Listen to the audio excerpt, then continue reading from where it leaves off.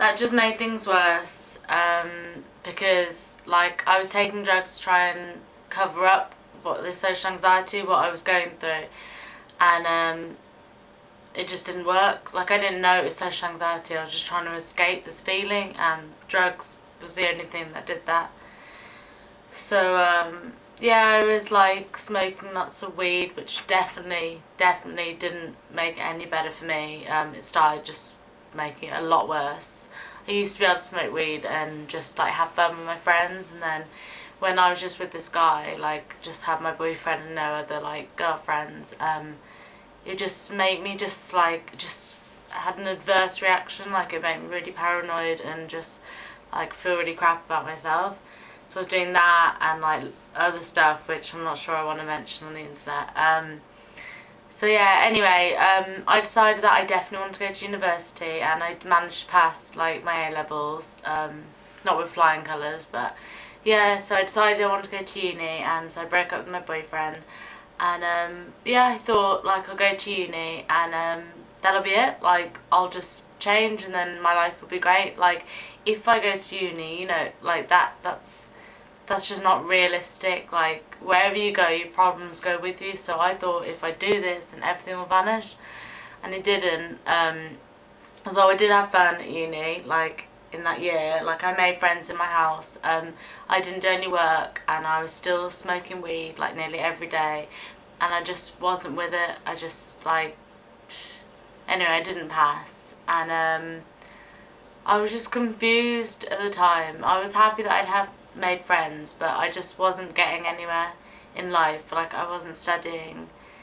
So basically I went to another uni, and my parents decided if I went to another place near my dad in Bournemouth that maybe I'd do better, because my dad would be nearby, and my dad's quite strict.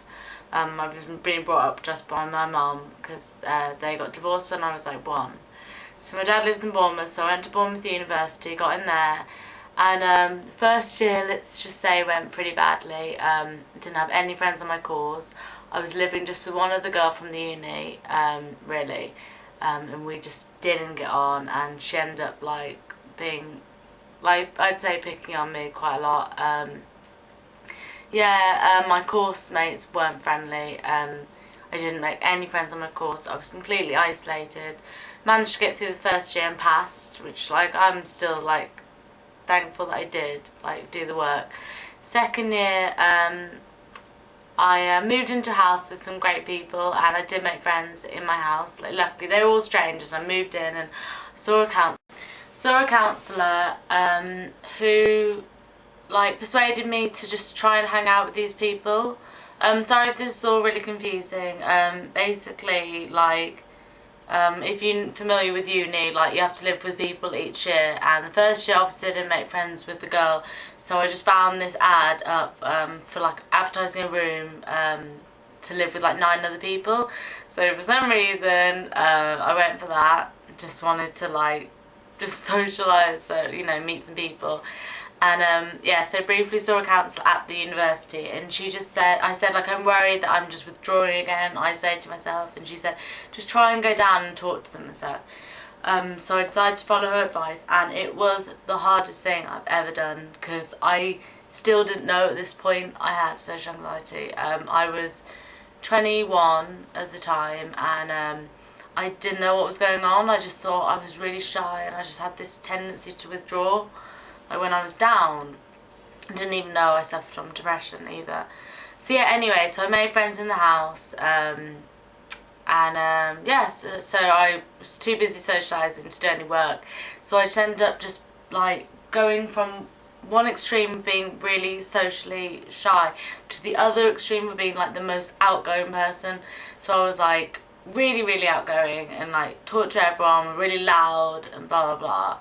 It was just bizarre how it happened, and yeah, didn't do any work, failed the year, had to move back home, like, don't really see any of those friends I made in the house anymore.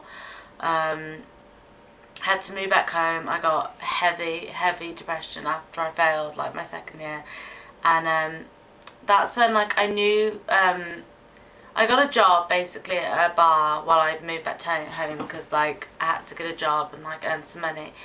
And I was fine for a bit because I was still on like that high, and I was still feeling like this before I hit the depression, and I was still feeling like, you know, I'm okay, I've come out of this like social anxiety, like I'm fine. And then after a few days I just started going down and down, and social anxiety just came back. And I basically got laid off this job because I just wasn't coping. They just slowly cut down my hours and stuff, which made me feel even worse. And then yeah, like I fell into this depression, and it lasted for 8 months. 8 months of that, and I was off work, couldn't work or anything. And basically my lovely mom like looked after me and helped me out and stuff. And yeah, so it was while those 8 months I read about it. I knew there was something up, like, and I couldn't ignore it anymore. And I started reading some stuff about being like intensely shy, and then that's it. And it's like I knew all along that I always had social anxiety, but I just didn't want to admit it, like, to myself. And obviously I didn't really know the disorder existed.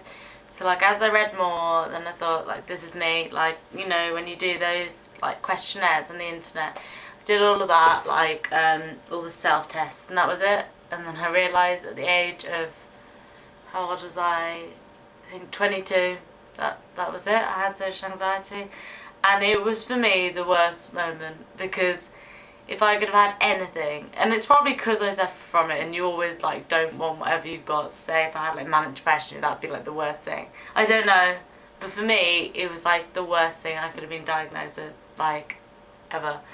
Like, say for instance, like, I'm quite funny about my figure and stuff, so like the worst thing would be to be diagnosed with underactive thyroid. It was that kind of thing. I can't explain, but it was just like, oh no, like, I don't want to be someone who has a problem socially, like, that's awful.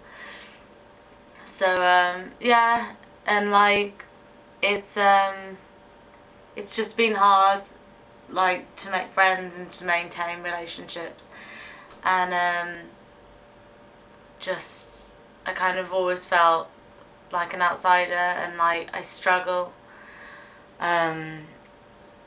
Anyway, that video was just, I literally just wanted to like brief you on like what I've gone through, because I found it helpful to like see that these other people who've been making these videos on YouTube were just like normal. They weren't like, you know, weirdos or whatever. They're just like me.